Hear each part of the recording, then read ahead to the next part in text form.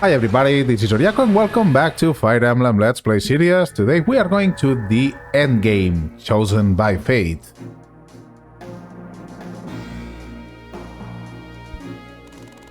The long war had been fought, Akaneya's many lands freed, and now the League had cornered their academy within his castle. They broke into 4 groups and stormed the 4 gates of the Luna Keep, unaware that this was exactly what Medius was expecting. Bravely, these warriors' fate had chosen steel themselves for one last struggle. So, the main problem about this map is that all your units are scrambled around the map. There is one group up here, one group up here, one group down here, and another one down here. And let me do the battle preps, and I'll be talking a little bit about what am I going to do and all of that things. Battle prep's done. Let's go. We made it. Now we just have to find Medius. Sire, Lord Goro is here to see you. Marth, you have fought splendidly. Lord Goro, what are you doing here? I washed my hands of humankind and now their foolish ways long ago. But you and your companions have convinced me that was a rash decision. Perhaps there is hope for you yet. Allow me to offer what help I can. You mean you'll fight with us? Yes, I may lack the power to stop Medius, but his minions are another story. Let this old man strike them down and clear a path for you. The gods have chosen you, Marth, Prince of Light. Come, my friends, we have a dragon to tame. Let me confine Medius to the shadows for all eternity and bring light back into the world.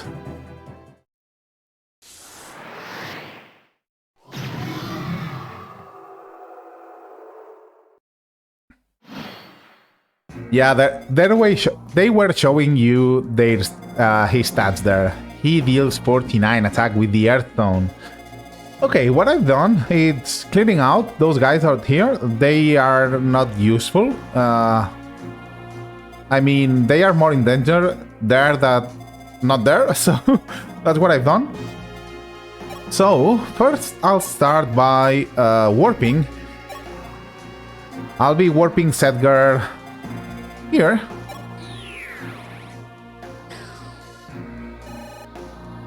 And he'll be like my front guy. He'll be dealing with those guys.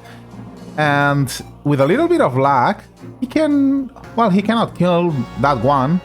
But, well, maybe with a little bit no, it's 42 damage. But with Gradibus, he might. With the Parthia, he might be able to kill if he crits. But, I'll be using the Killer Bow here, just to try to kill those guys, and of course there's no crit. But the main purpose of having Sedgar here is just to clear, just to block all the guys up there who will be coming. Then I'll be putting Shida here with the Wind Spear, so he deals with those guys coming from the south. Also, I have Merrick here in case I need a little bit more firepower. And I'll be TPing or warping Tiki. I'll be warping Tiki to the middle. This is a physics staff. This is a physics staff. I don't know how many turns I have, but first of all, I'll be clearing the guy who's blocking Medius' path.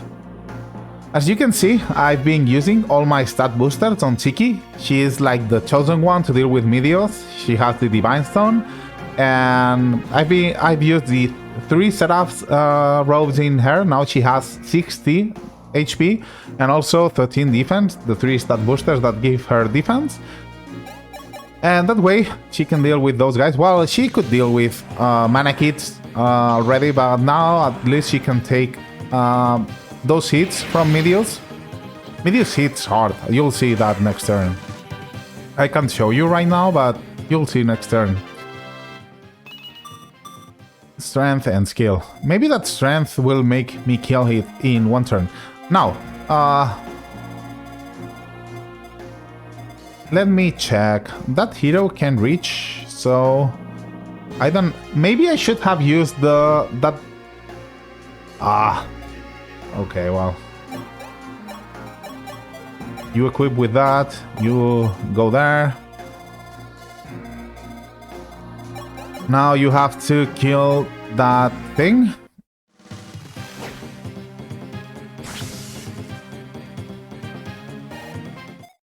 And you'll be using Swarm to kill the ballistician.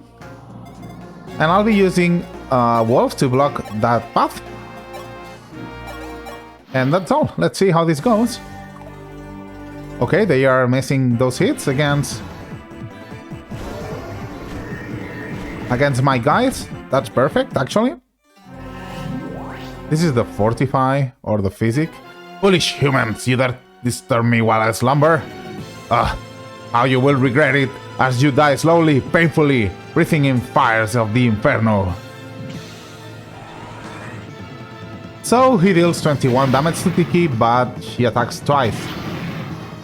See, that's something I don't like to see. She being obliterated by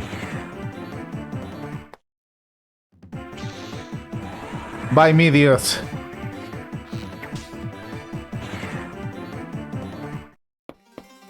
Now with a little bit of luck, I could...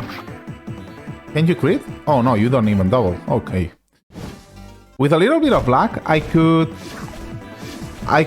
win this turn, because the win condition for this map is to kill Medius. I think you don't need to seize throne or anything else. It's just reading the ending with Medius life. And let's see how this goes.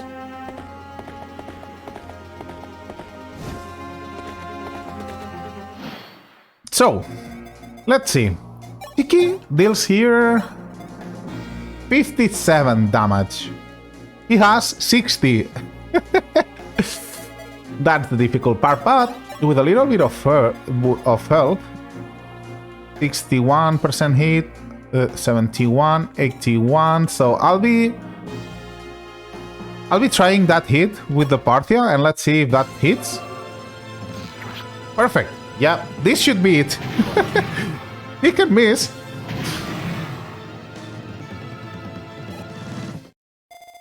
And now it's Fortify time. So let's use the Fortify stuff here.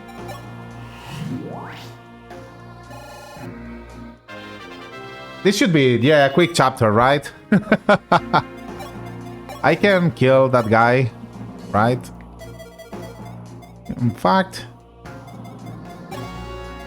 Yeah, let's do that. Let's kill that guy.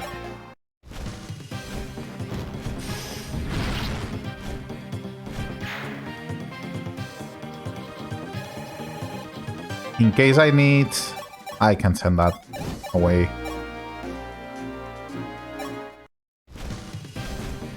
In case I need that...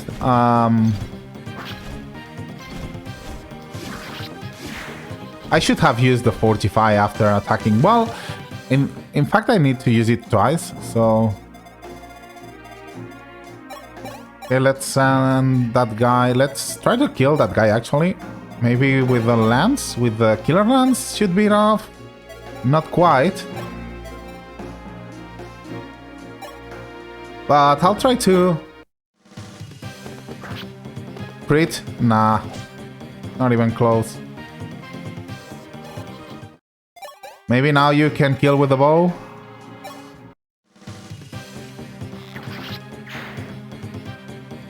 That is perfect. Another level up for my guys.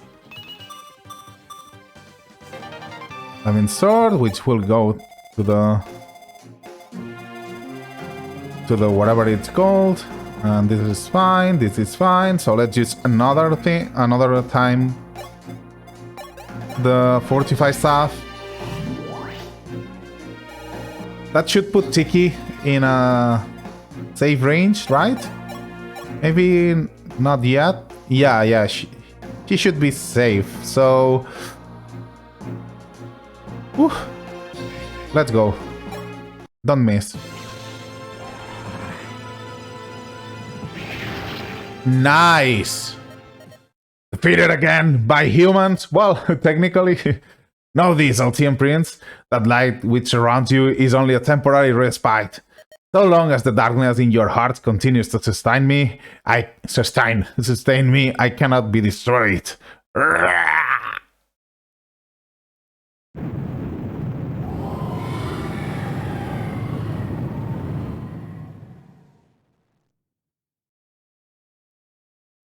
Well, if not this turn, I would have killed that guy later in a couple of more turns. But yeah, this has been everything, so I'll be saving here.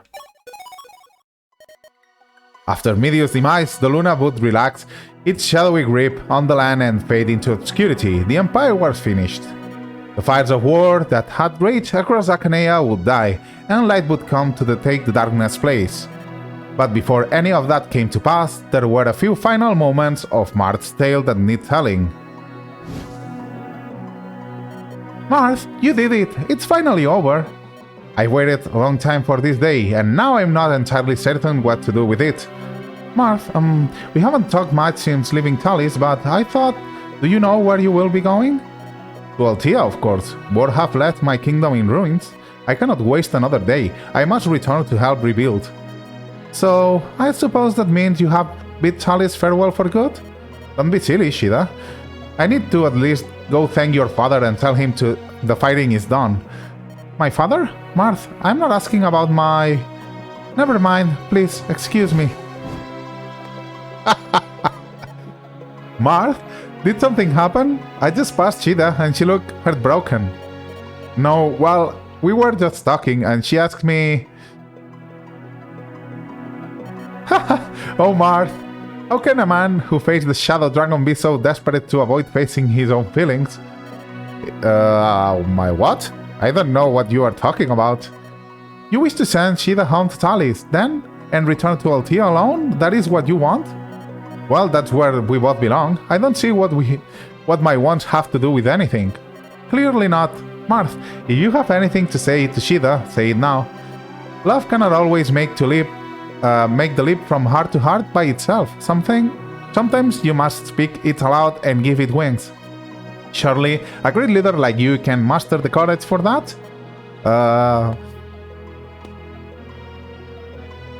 Shida, might I have a moment? I did not speak my heart before. When I said I would go to Altea, I had thought you would be at my side. As you said, we have not spoken much since Talis. With you, I felt I never had to say a word. If the battle started to take its toll, you were always there, close by. I would see you there, so be brave. But I derive great strength, derive. Why is it so difficult? Shida, I'm just trying to tell you Marth, shh, me too. So concludes the tale of Falchion, Blade of Light, Marth, its wielder, and his battle with the Shadow Dragon. And its events have been chronicled that none may ever forget. Okay, let's see the campaign summary. And enjoy this awesome soundtrack a little bit more. Oh my. Oh, now I get it. I was wondering why it's everything appearing in the right screen, of course. Battle in the Altea, yeah, 55 minutes. Oh, I finished Champions of Elice in 14 turns and Fire Emblem in 15. Land Candive got and Coastal Skirmish 49 and 41 turns. Yeah, awesome. Oh my. That was the one that reinforcements won't stop spawning and I had blocked them with Sedgar and I was training them. I was training Wolf and Sedgar when they were not that beastly as they are now. Oh my. I have enjoyed this game so much. I hope you have enjoyed this whole Let's Play series as well. I don't know what I'll be recording next. Maybe I don't know if I want to record Subnautica or maybe an Assassin's Creed game, which I really enjoyed them. The not the actual ones, but the ones from many years before. I don't know yet, but what I know is that I want to play New Mystery of the Emblem. I don't know when that will happen. Maybe it won't be the next Let's Play, but maybe the next after one. And that's it. I hope you have enjoyed all these Let's Play series and join me in the next one. But let's see. Marth returned to Waterton Altea and devoted his energy to restoring the kingdom to its former glory. He was later crowned king.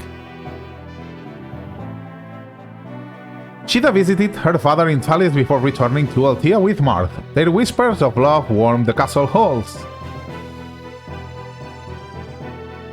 After the war, Jagan laid down his lands and became one of the Prince Marth's closest advisors. Cain remained in Altea to instruct younger knights in the ways of war. He was a shining example, never did he neglect his training. Abel left the army and opened a small shop. He was to be married, but in the end his fellow knights were his most steadfast companions. Oh man. Drog was put in charge of an outland garrison. The people there soon came to love their kind but stalwart protector. Gordon squired himself to a Canadian knight to further his mastery of the bow. Later he returned to Altea with his brother. Rhys built a monastery and spent his remaining years caring for children who had lost their parents in the war. Ogmar returned to Talis to serve its people. Perhaps love was not his strong suit. History contains no record of him marrying. Bart briefly enlisted the Achaean army, but later deserted to become a pirate by some accounts. Bard returned to his peaceful life as a woodcutter. In time, he became renowned for his craftsmanship. Cord returned to his peaceful life as a woodcutter. In time, he became renowned for his speedy work.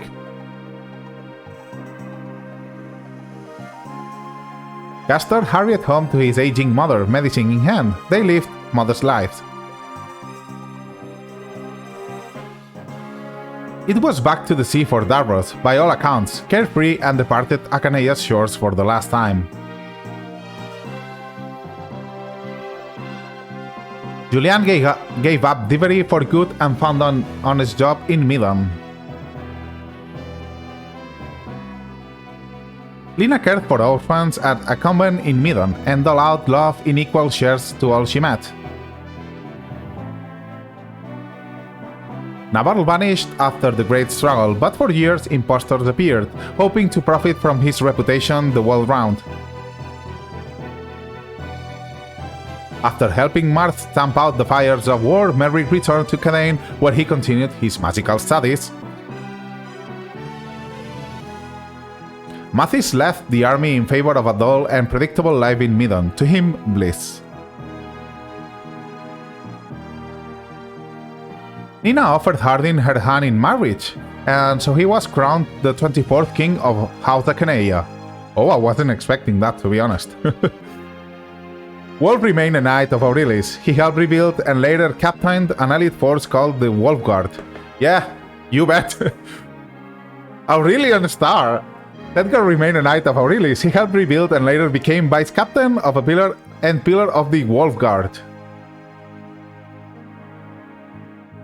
Roshia left the army, but later returned and became an Aurelian paladin. Records show he resided in Altea for a time. Pylon remained a knight of Aurilis and helped rebuild. Always he put the friends with whom he had grown to manhood first. So many units, my god. Wendell became the senior mage in Cadane and embarked on a journey that took him from land to land in pursuit of truth. Ricard returned home to live in peace, or so he claimed, even as the area experienced a surge in break-ins and port snatchings. Oh man, you keep stealing, yeah. Bantu sealed the Dragonstone's power and disappeared, but his wish was to live out his years in the Delunian countryside. History lost track of Caesar after the war. Perhaps he found work as bodyguard, or perhaps some country made him a general, or perhaps he trained Jonathan Joestar. Brad fell in love during war and gave up his sword to win the woman's heart. Whenever he succeeded, whatever. Roger found his way back to Grust in the end and reached out to the many people whom the war had touched. George worked diligently to rebuild Achaea. Later, he was chosen from the Palace Knights to become Archer Captain. After studying in Cadane for a while, Princess Maria returned to Midon to serve her people as a cleric. Who was the king then? Minerva? Minerva put all her effort into restoring Midon to glory. All wished for her to be a queen, except Minerva herself. Yeah. Linda entered Princess Nina's protection and became a lady at court.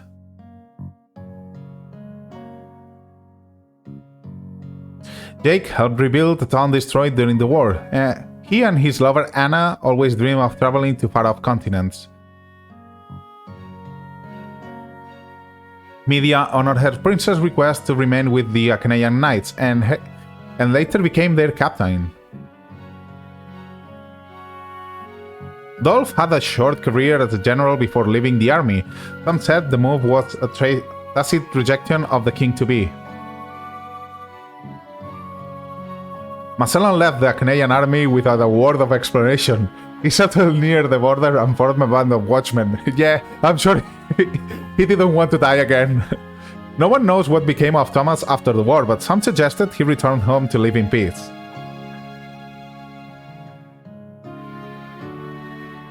Boa resumed his duties as Achaea royal bishop, guiding the kingdom while its people got back on their feet. Beck became famous for subjugating a group of borderland rebels who, having never seen a ballista, panicked and promptly surrendered. Astram was made captain of Achaea's free company. He was given the sword Mercurius and with it carved a quaint name for himself. The war left these once self-assured knights parting knots, but Pallas still worked diligently at rebuilding Midon. Catra returned to Midon to rebuild. Love for a certain man flooded in her heart, then flickered when it went unrequited. Okay. Aram became captain of Altea's Knights. His efforts helped many a town rise from the ashes after the war. After the war, Shane left without a word, and it was not until later that Marth learned his true identity. Est fell in love with an Altean knight and found that the path of the heart was shorter route to happiness than of the spear. Tiki lived a peaceful life with Bantu. She spoke fondly of her adventures with Marth, even long after they had ended. Lorenz put Grust Prince upon the throne and became his regent, but he and Achaea did not always see eye to eye. Elice returned to Altea with Marth. Ever serene, she stood by her brother and watched him grow into a fine leader. At Nina's request, Goro became Archmage of Achaea. The world never knew a better teacher. Lot of units. That's what happened when no one dies, or it's resurrected. But yeah, that said, again, I have to say you goodbye, and this Let's Play series also. I had quite a good time playing this game, and the difficulty spike in the end it's noticeable, but yeah, even so, I did enjoy this game so much. I hope you have enjoyed again this Let's Play too, and join me tomorrow in the next one. Oriako out.